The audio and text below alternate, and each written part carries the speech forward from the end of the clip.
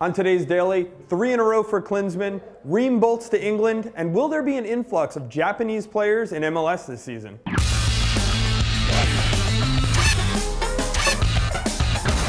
Welcome to the Daily for Thursday, January 26th with Andrew Wiebe. I'm Jason Seguini. It was a 1-0 win down in Panama, and now it is 3 in a row for Jurgen Klinsmann. But Andrew, this game was definitely an ugly one. Yeah, not the prettiest of games. A 1-0 win for them. 8th-minute goal by Graham Zusi. A nice, clean finish off of a cross in the box that fell in his path.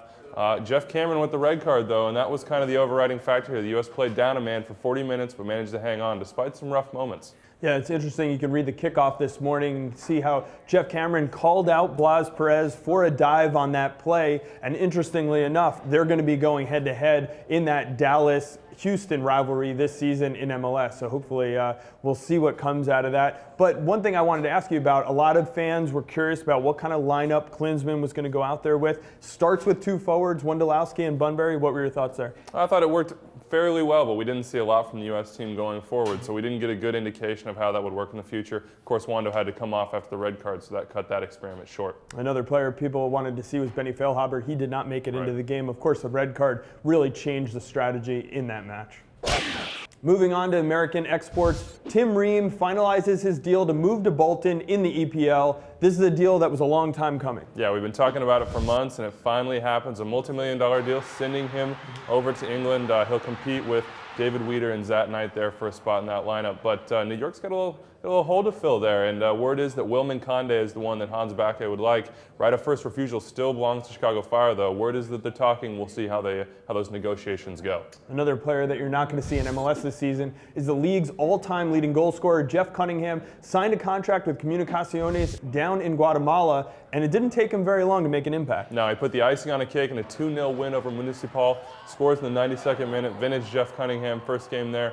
So they've got another one coming up next week. We'll see how he impacts that one.